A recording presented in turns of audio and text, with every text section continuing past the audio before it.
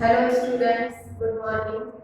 Shivaji group of institutions की online class में कक्षा 9 के समस्त विद्यार्थियों का स्वागत है। बच्चों, मैंने इसके पूर्व के वीडियो में आपको गद्य खंड से गिल्लू नामक पाठ पढ़ाया था और आज मैं उसी के आगे का भाग यहाँ पर आपको पढ़ाऊंगी। तो अभी तक आपने क्या पढ़ा था कि महादेवी वर्मा को एक छोटा सा गिलहरी का बच्चा मिलता है जो बहुत ही घायल स्थिति में है और वे उसकी सेवा करती हैं, उसका उपचार करती हैं, देख रेख करती हैं, जिससे वह ठीक हो जाता है। इस तरह से जब 3-4 महीने बीत जाते हैं तो गिलहरी के का जो बच्चा था वो बड़ा हो जाता है, उसके चिकने रोए निकल आते हैं और झबरीली पूंछ निकल आती है। इस तरह से महादेवी वर्मा उस गिलहरी के बच्चे का नाम गिल्लू रख देती है और उसको रहने के लिए एक फूल की डलिया जिसमें रुई बिछा देती है और खिड़की के पास एक तार से उसे लटका देती है। तो अब इसी के आगे का भाग आज मैं यहाँ पर पढ़ाऊंगी। तो वही 2 वर्ष गिल्लू का घर रहा। तो लेखिका ने जो फूल की डलिया खिड़की के पास टांगी थी उसके रहने के लिए, तो वही डलिया 2 वर्ष तक गिल्लू का घर बना रहा। उसी में गिल्लू रहता था। वह स्वयं हिलाकर अपने घर में झूलता। तो जब वह डलिया में बैठ जाता था तो उस डलिया को स्वयं ही हिलाता था और अपने उस घर में बैठा बैठा झूलता रहता था और अपनी कांच के मनकों सी आंखों से कमरे के भीतर और खिड़की से बाहर न जाने क्या क्या देखता समझता रहता था। और इसके साथ साथ उसकी जो आंखें थी वो कांच के मनके माने मोतियों की तरह अत्यंत चमकीली थी। तो उन्हीं अपनी कांच की मोतियों जैसी चमकीली आंखों से वो कमरे के भीतर देखता रहता था और साथ ही साथ खिड़की के बाहर भी वो देखता रहता था और उन सब दृश्यों को देखकर अपने मन में जाने क्या क्या समझता रहता था। परंतु उसकी समझदारी और कार्यकलाप पर सबको आश्चर्य होता था। लेकिन वह गिल्लू इतना समझदार था और उसके जो कार्यकलाप मतलब कार्य करने का जो तरीका था वो ऐसा था कि उसके कार्य देख करके सभी को बड़ा ही आश्चर्य होता था। जब मैं लिखने बैठती तब अपनी ओर मेरा ध्यान आकर्षित करने की उसे इतनी तीव्र इच्छा होती थी कि उसने एक अच्छा उपाय खोज निकाला था। तो यहाँ पर लेखिका क्या कहती है कि मैं प्रायः लिखती रहती थी और जब कभी भी मैं लिखने के लिए बैठती थी तो मेरा ध्यान अपनी ओर आकर्षित करने के उसके मन में बहुत ही तीव्र इच्छा उत्पन्न होने लगती थी। अर्थात गिल्लू लेखिका का ध्यान अपनी ओर आकर्षित करना चाहता था और इसके लिए उसने एक बड़ा ही अच्छा उपाय निकाल लिया था। वह उपाय क्या था कि वह मेरे पैर तक आकर सर से पर्दे पर चढ़ जाता था। गिल्लू क्या करता था, लेखिका के पैर के पास आता था और पैर के पास आने के बाद वह बड़ी ही सर्व से माने शीघ्रता से पर्दे पर जाकर चढ़ जाता था और फिर उसी तरह से उसी तेजी से पर्दे से नीचे उतरता था। उसका यह दौड़ने का क्रम तब तक चलता जब तक मैं उसे पकड़ने के लिए न उठती। तो वह इसी तरह से तब तक दौड़ता रहता जब तक मैं उठकर उसे पकड़ नहीं लेती थी। कभी मैं गिल्लू को पकड़कर एक लंबे लिफाफे में इस प्रकार रख देती कि अगले 2 पंजों और सिर के अतिरिक्त सारा लघुगात लिफाफे के भीतर बंद रहता है। और कभी कभी गिल्लू को पकड़कर मैंने एक लिफाफा बनाया था, उस लिफाफे के अंदर मैं गिल्लू को रख देती थी और वह उस लिफाफे के अंदर इस प्रकार से बैठ जाता था कि उसके आगे के जो दो पंजे थे और उसका जो सिर था वो सिर्फ लिफाफे से बाहर दिखता था, बाकी उसका जो सारा लघुगात माने जो छोटा सा शरीर था वो लिफाफे के अंदर ही बंद रहता था। इस अद्भुत स्थिति में कभी कभी घंटों मेज पर दीवार के सहारे खड़ा रहकर वह अपनी चमकीली आंखों से मेरा कार्यकलाप देखा करता था। तो इस तरह से इस विचित्र स्थिति में कभी कभी वह घंटों मेज पर दीवार के सहारे खड़े रह करके अपनी जो चमकीली आंखें थी उन आंखों से मैं जो भी कार्य करती थी उस कार्य को वो देखता रहता था। भूख लगने पर चिक चिक करके मानो वह मुझे सूचना देता है और जब वह भूखा होता था, उसे भूख का अनुभव होता था, तो वह चिक चिक की आवाज निकालने लगता था और मानो वह चिक चिक करके मुझे बताने लगता था कि उसे भूख लग रही है। तो जब वह ऐसा करता था तो मैं उसे काजू या बिस्किट खाने के लिए दे देती थी। तो काजू या बिस्कुट मिल जाने पर उसी स्थिति में लिफाफे से बाहर वाले पंजों से पकड़कर उसे उतरता रहता था।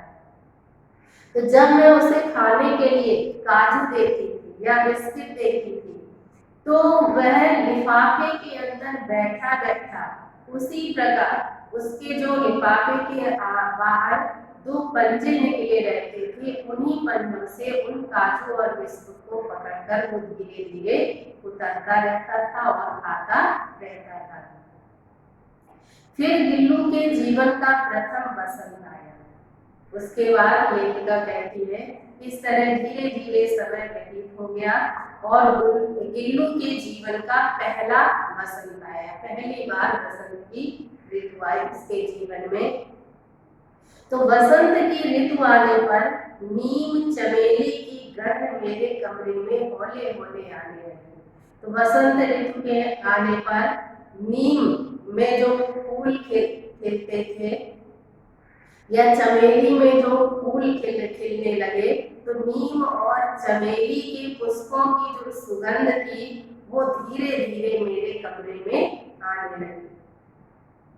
बाहर की गिलहरियां खिड़की की जाली के पास आकर चिक चिक करके न जाने क्या कहने लगी और इसके साथ साथ जो बाहर रहने वाली गिलहरियां थी वो खिड़की की जाली के पास आती थी और अपनी चिक चिक की आवाज निकालकर वो न जाने क्या क्या गिल्लू से बातें करने लगी थी। गिल्लू को जाली के पास बैठकर अपने पन से बाहर झांकते देखकर मुझे लगा कि इसे मुक्त करना आवश्यक है।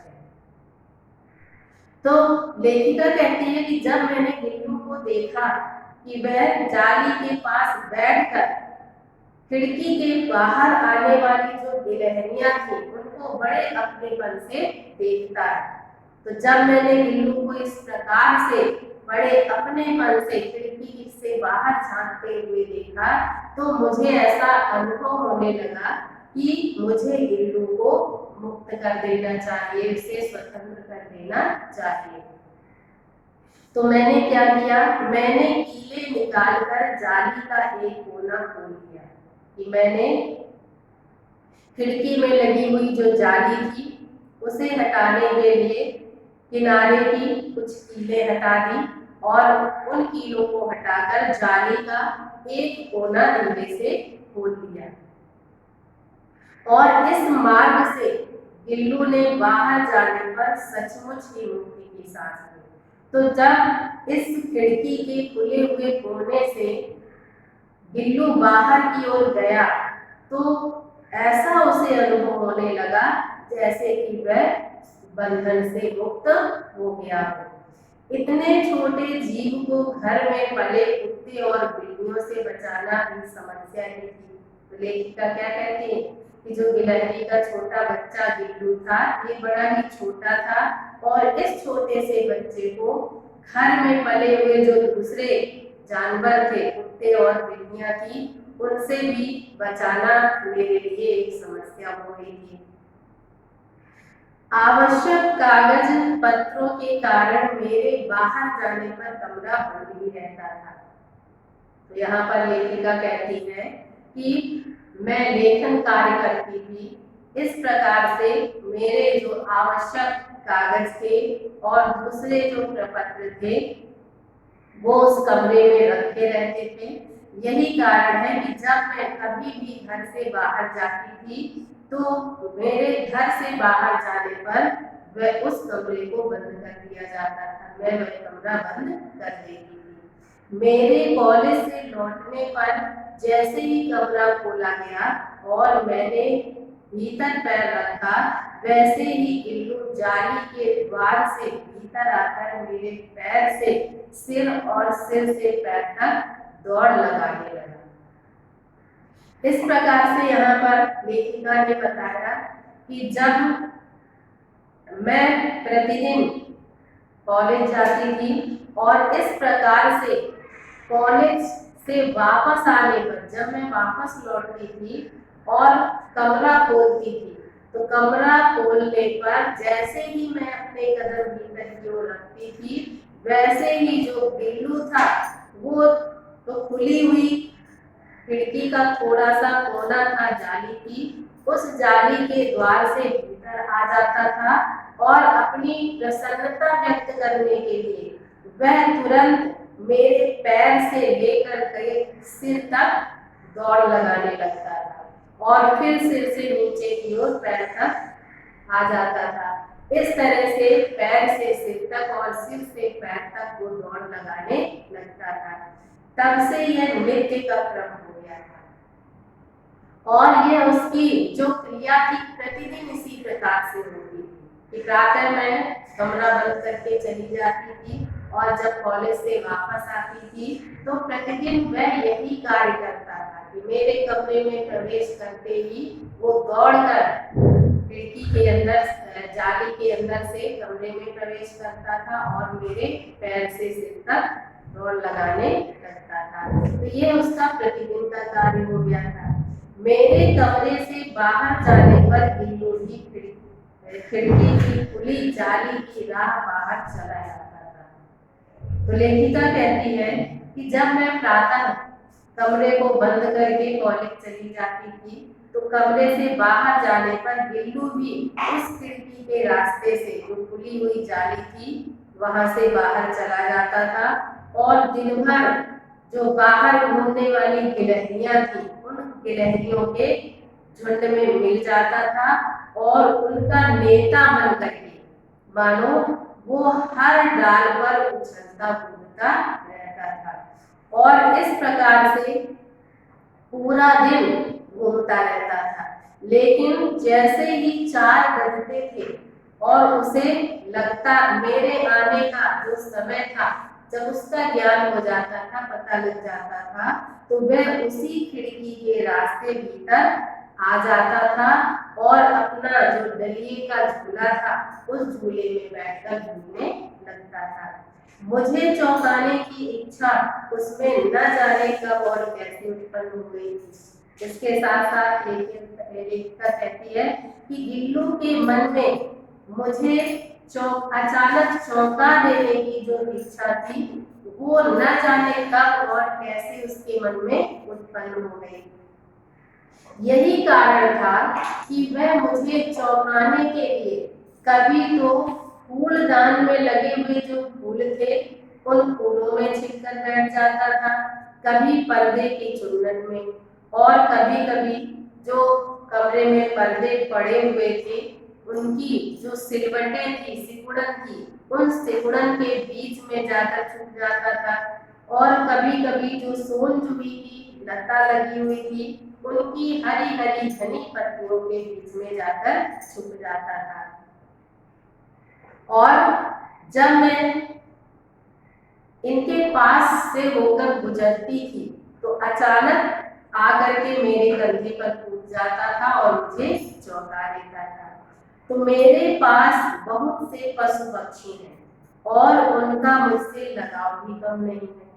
तो लेखिका क्या कहती है कि इस प्रकार से जिस तरह से गिल्लू मेरे पास है उसी तरह से और दूसरे पशु पक्षी भी मेरे पास हैं और उनका मुझसे लगाव भी कम नहीं है।